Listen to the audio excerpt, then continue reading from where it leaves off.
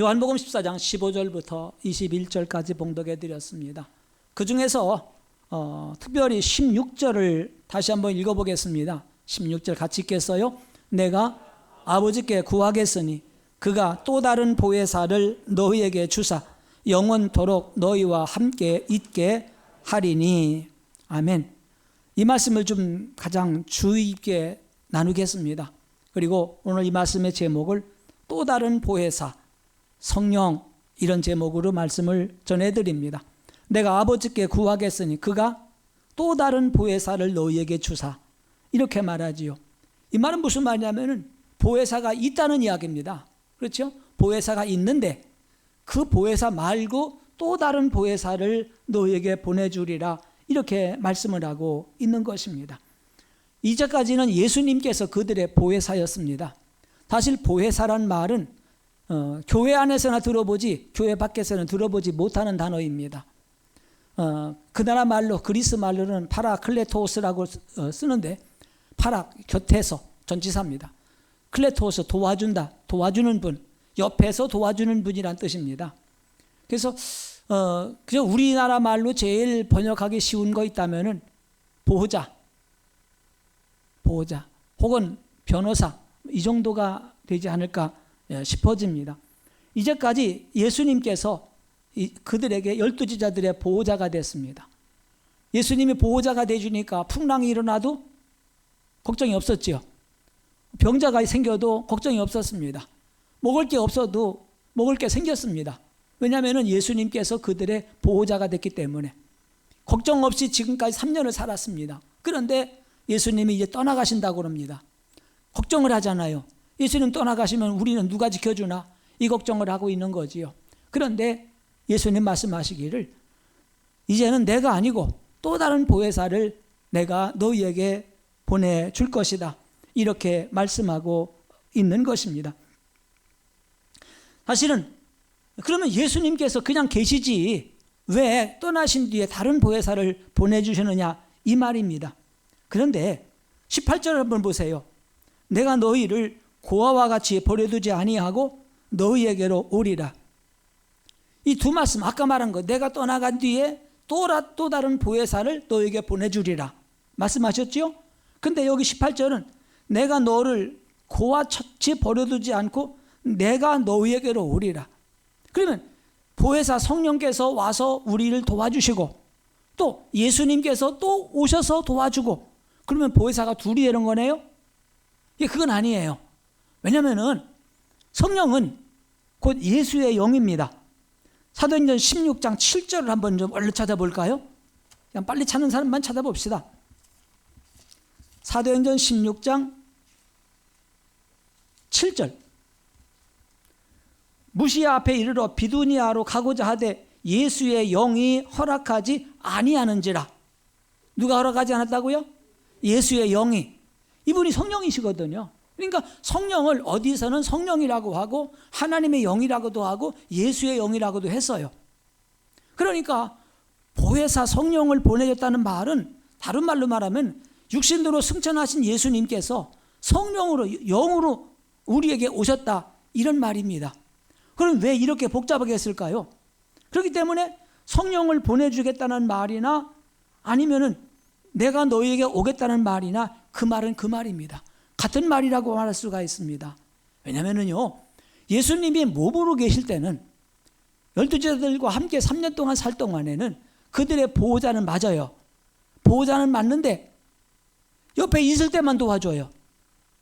그렇지 않습니까? 갈릴리 바다에서 예수님은 기도하고 계신데 제자들 보고 먼저 가라고 그러죠. 배 타고 가다가 중간에서 풍랑을 만났습니다. 얼마나 후회했을까요? 예수님 같이 왔으면 될 텐데 여기가 오지 않았으니까 앞이 캄캄한 거지요. 그 사람들 갈릴리 바다에서 평생을 살아온 사람들입니다. 깊이가 얼마나 깊은지 알고 있고요. 이 풍랑에 빠지면 죽는 거 알고 있어요. 사색이 되었어요. 그때에 기도하시던 예수님이 뛰어오셨습니다. 물 위로 막 걸어서 뛰어오셨잖아요. 살았어요? 죽었어요? 그들이 살았습니다. 예수님이 몸으로 계시기 때문에 배까지 오신 거죠. 영으로 계시다면 배에 올 이유가 없잖아요. 베드로와 요한과 야고보를 데리고 변화산에 올라갔습니다. 거기서는 천국 생활을 하죠. 모세도 만나고 엘리야도 만나고 베드로는 오죽하면 초막 새들 짓고 삽시다 이렇게 말했는데 그 아래 마을에서는 뭔 사건이 벌어졌어요? 어떤 사람이 귀신 들리는 아들을 데리고 왔잖아요. 9명의 제자들이 별짓 다 하지만 안 떠납니다. 그때 예수님이 오셔서 산에서 내려오셔서 그들을 고쳐준 기록이 있습니다. 이것이 몸을 가진 예수님이요. 그렇기 때문에 만약에 예수님의 부활 승천하셔서 영으로 계시지 않고 육신으로 몸으로 지금 우리와 계시다고 한다면 오늘 주일 예배 드릴 때 예수님이 평안께 오시면은 갈릴리 교회는요?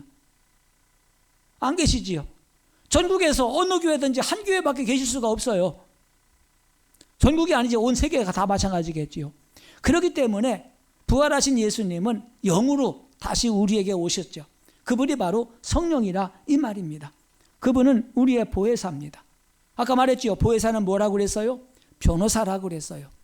내가 무슨 말 할지를 다 알아요. 그때 대신 말해주는 분입니다.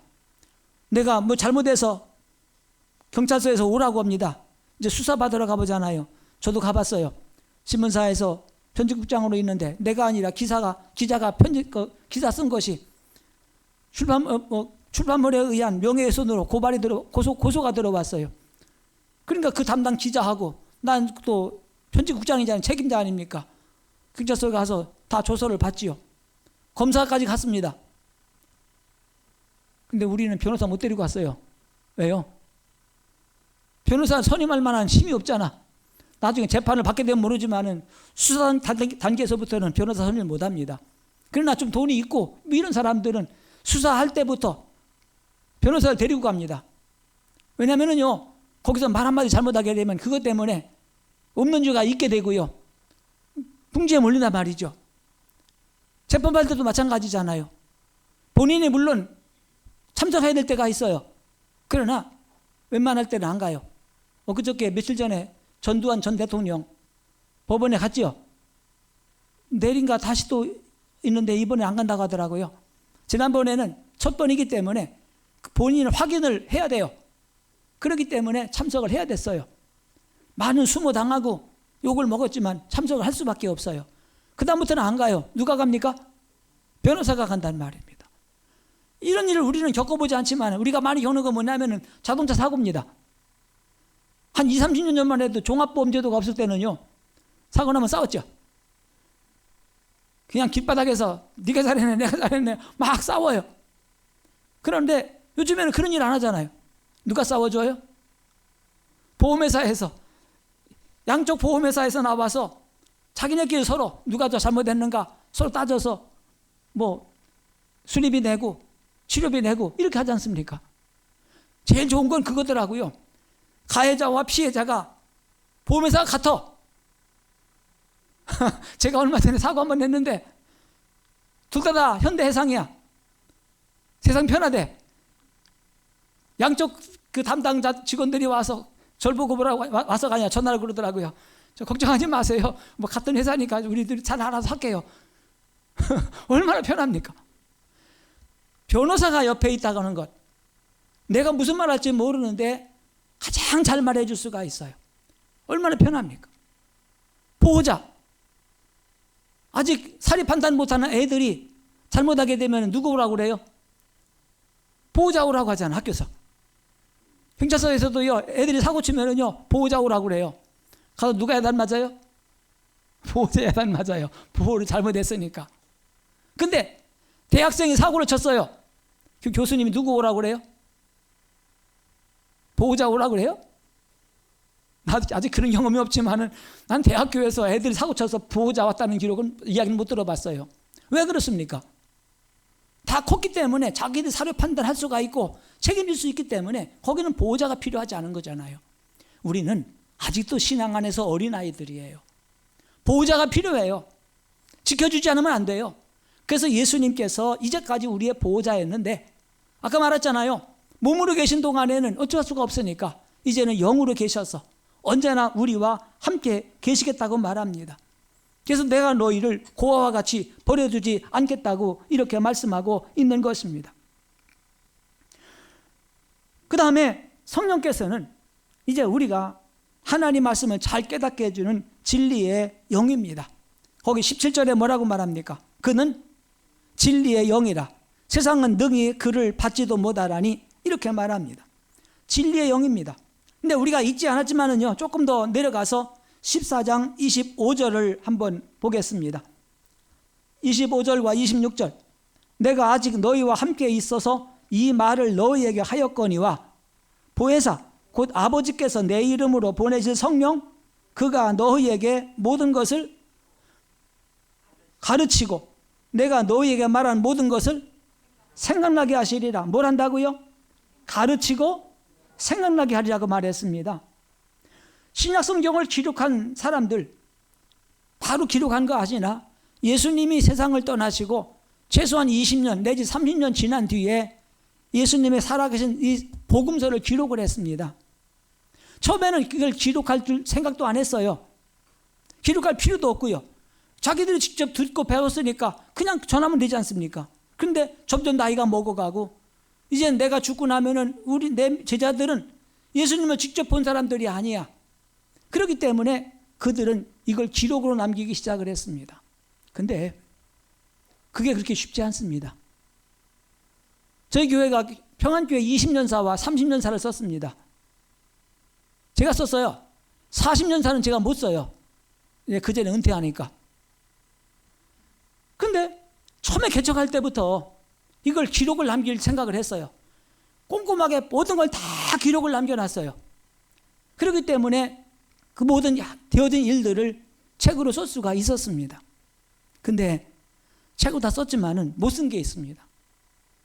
그게 뭐냐면은 예를 들면은 말이죠. 우리 심장로님 장로임직 할 때 노 회장님이 설교했어요. 장로님 그때 설교 뭐라고 하는지 아세요? 그때 누가 왔던 건 알 수 있어요. 그때 노 회장이 누군 것도 알 수가 있고요. 근데 무슨 말 했는지는 생각 안 나요. 난 지금도 황당한 게요. 결혼식 때 우리 목사님 나 주례해 줬거든요. 교회에서. 뭐 했는지 모르겠어요. 못 해먹었죠. 생각이 안 나요. 그래서 난 지금 주례하면은요. 그 주례사 설교 원고를 2페이지 정도 되거든요. 꼭 줘요. 성원 선언문 파일 속에다가 이렇게 껴서 줘요. 왜? 내가 잊어버렸으니까 잊어버리지 말라고 끼워줘요. 뭐 갖다 버리건 뭐 두고 간직하건 그건 본인들이 할 일이고요. 예수님께서 병을 고치고 뭐 파도를 해치고 이런 것들은 생각이 나잖아요. 근데 그분이 설교하시고 말씀 가르친 거지 생각이 날까요? 이렇게 날 수가 없어요. 그렇기 때문에 누가 해준 겁니까? 누가 생각나게 했습니까? 성령께서 생각나게 해 주신 것입니다. 성령님은 지금도 진리의 영입니다. 우리 가운데 똑같이 역사하십니다. 그래서 말씀을 전하는 저에게 성령께서 도와주셔서 말씀을 준비하고 말씀을 전할 수 있도록 도와주시고요. 이 말씀을 듣는 여러분의 마음속에 성령께서 도와주셔서 말씀이 귀담아 들어오게 되고 깨닫게 되고 간직하게 되고. 근데 잊어버렸어. 설교 들은 게 다 기억납니까? 주보 안 보고 혹시 지난주 설교 뭔지 아세요? 물론 꼼꼼히 생각하면 생각나겠지만은 다 잊어버려요. 근데 신기한 건 잊어버렸다가 어느 때 갑자기 생각날 때가 있어요. 꼭 필요할 때 생각이 나요. 그 생각나게 하시는 분이 누굽니까? 성령님이시거든요. 그런데 듣지 않고 보지 않은 게 생각이 날까요? 안 나요. 들은 거나 읽은 게 생각이 나요. 제가 설교 준비를 위해서 예화를 많이 수집을 해놔요. 그 설교에 적당한 예화를 수집을 하는데 어떻게 하냐면은 어느 교회 가서 설교를 듣는데 그 예화가 참 좋아. 그러면은 그걸 메모하고 해서 파일에 저장해 놓습니다. 책을 읽다 보면은 참 좋은 이야기가 있어요. 그걸 메모해서 적어 놓습니다. 내가 은혜 받았으니까. 근데 이것은요, 생각이 나요. 제목만 봐도 생각이 나요. 그때 그 내용이지. 그런데 그거 말고 예화 자료집이라는 게 있어요. 예화 책이 있어요. 거기 나온 얘기들은요, 생각이 안 나요. 왜? 그 엄청나게 두꺼운 예화집을 다 읽어봤나요? 안 읽어봤지. 읽어봤은 분들 그게 지금 그냥 스쳐 지나가고 말잖아요. 그러니까 하나님 말씀, 진리의 성령께서 하나님 말씀을 생각나게 한다는 건 뭐냐? 내가 들은 말씀이 생각이 나요. 내가 읽은 말씀이 생각이 나요. 그렇기 때문에 우리가 하나님 말씀을 귀담아 들어야 되고 하나님 말씀을 늘 읽어야 된단 말이죠. 그때는 잊어버려요. 기억이 안 나요. 그러나 성령께서 필요할 때에 그 말씀을 생각나게 해준다는 것입니다. 그래서 거기 조금 전에 읽었던 26절에 보혜사 곧 아버지께서 내 이름으로 보내신 성령 그가 너희에게 모든 것을 가르치시고 모든 것을 생각나게 할 것이라고 이렇게 말씀하고 있거든요. 사람은 아는 것보다 모르는 게 더 많아요. 더구나 영적인 세계는 모르지 않습니까? 성경도 잘 모르잖아요. 하나님 나라 일도 잘 몰라요. 구원의 길도 정확하게 알지 못해요. 인간의 됨됨이도 잘 몰라요. 그런데 성령께서 이런 것들을 가르쳐 주십니다. 하나님 말씀을 생각나게 하신단 말입니다. 그러니까 우리는 성령께서 도와줄 걸 믿고 늘 하나님 말씀을 마음에 간직하고 살아가는 게 대단히 중요한 일입니다. 그러면은 이 보혜사이신 성령께서 우리 믿는 사람들 안에서 무슨 일을 하실까? 안 믿는 사람에게는 뭔 일을 하시느냐? 예수를 믿게 합니다. 마음을 열어 말씀을 듣게 하고 예수를 영접할 수 있게 합니다. 그러나 예수 믿는 사람 안에서는 뭐라는가? 거기 18절에 뭐라고 그랬어요? 내가 너희를 고아와 같이 버려두지 아니하고 너에게 오리라 약속을 했습니다. 그 약속한 대로 예수님께서 성령께서 오순절날 강림하셨습니다. 그리고 제자들에게 불처럼 바람처럼 임하셨습니다. 그 성령님이 아까 말한 것처럼 예수의 영이라고 했습니다. 성령께서 우리 안에 계시다. 말은 무슨 말입니까? 예수의 영이 내 안에 있다. 그 말이 무슨 말입니까? 내 안에 예수님이 계시다. 그 말입니다. 그래서 에베소서 3장 16절에 성령으로 말미암아 너희 즉 그리스도인의 속사람을 능력으로 강건하게 하시옵시며 이렇게 말합니다. 기도하고 있습니다. 성령께서 말씀을 통해서 하나님의 은혜를 깨닫게 하시고 우리 속사람을 강건하게 해 주십니다. 이렇게 성령께서는 우리 그리스도인들을 인격적으로 성숙하게 만들어줍니다. 그 말은 무슨 말이냐면은 하나님의 형상을 닮아가게 한다는 것입니다. 이런 걸 다른 말로 말할 때 성화라고 말합니다. 변화된 그리스도인이란 뜻이지요. 구원의 단계가 있어요. 선택, 예정, 부르심, 칭의, 거룩하게 하심, 영화롭게 하심 이거거든요. 이 모든 과정에 성령께서 역사하십니다. 성령께서 그들을 도와주고 계신 것입니다. 주님을 사랑하는 사람만이 대단한 일을 할 수가 있습니다. 우리 이렇게 살다 보면은요, 꼭 시키는 일만 하는 사람 있잖아요. 또 자기가 찾아서 하는 사람도 있습니다. 더 중요한 것은 억지로 가는 게 아니라 기쁨으로 일을 하는 사람이거든요. 교회일 뿐 아니라 집안일도 마찬가지잖아요. 내가 무엇을 할 것인지를 알아서 촉촉해 주는 사람이 있으면 얼마나 좋겠습니까? 이렇게 하다 보면 일하는 사람도 보람이 있고 기쁨이 있고 다른 사람들도 행복해질 수가 있거든요. 성령께서 우리 마음속에 그런 마음을 넣어줍니다. 그래서 교회에 크고 작은 일을 하면서 하기 싫은 거 억지로 하는 게 아니라 즐거움으로 하게 하고 보람을 느끼게 하고 거기서 서로 기쁨을 누릴 수가 있는 것입니다. 주님 말씀했어요. 맨 마지막 21절에 너희가 나를 사랑하면 나의 계명을 지킬 것이니라 이렇게 말씀하고 있습니다. 21절에 말했지요. 나의 계명을 지키는 자가 나를 사랑하는 자라고 그랬습니다. 나를 사랑하는 자는 내 아버지께 사랑을 받을 것이라고 그랬습니다. 나도 그를 사랑할 것이라고 이렇게 말씀하고 있습니다. 우리가 너무 주님을 사랑한다고 쉽게 말합니다. 그렇다면 우리가 주님을 사랑한다는 것을 어떻게 표현할 수가 있습니까? 내가 주님을 사랑한 증거가 뭡니까? 주님을 사랑한다는 표현 어떻게 합니까? I love you 하면 되나요? 주님 사랑해요 찬송 부르면 되나요? 더 중요한 것은 뭐냐면은 주님을 사랑한다고 입술로 고백을 하고 주님을 사랑한다고 찬양을 하는 게 있겠지만은 더 중요한 것은 주님께서 기뻐하시는 일에 순종하는 것입니다. 주님이 이렇게 살아라 했을 때 딴지 걸지 않고 변명하지 않고 이해하고 순종하는 거잖아요. 말로 아무리 고백을 해도 하나님 말씀대로 살지 않으면 그 고백은 거짓이잖아요. 설령 입술로 고백하지 않아도 주님이 기뻐하시는 일을 위해서 살아가면은 사랑의 증거라고 말할 수가 있지 않겠습니까? 기쁘고 즐거우고 보람 있는 일은 우리가 주님의 일을 기쁨으로 감당할 때 오는 것입니다. 이런 사람은 주님이 하시는 일을 할 뿐만 아니라 주님보다도 더 큰 일을 해낼 수 있다고 말하고 있습니다. 이제 오늘 말씀 마치겠습니다. 하나님께서는 우리가 신앙생활을 잘 해나갈 수 있도록 또 다른 보혜사인 성령님을 보내주셨습니다. 그 성령님은 우리 곁을 떠나지 않습니다. 언제나 우리와 함께 계십니다. 늘 우리를 도우십니다. 늘 우리의 보호자가 되어 주실 것입니다. 우리가 하나님 말씀을 따라 순종하고 살아갈 때에 더 기뻐하시고 더 함께 하실 것입니다. 기도하겠습니다. 고마우신 하나님 아버지,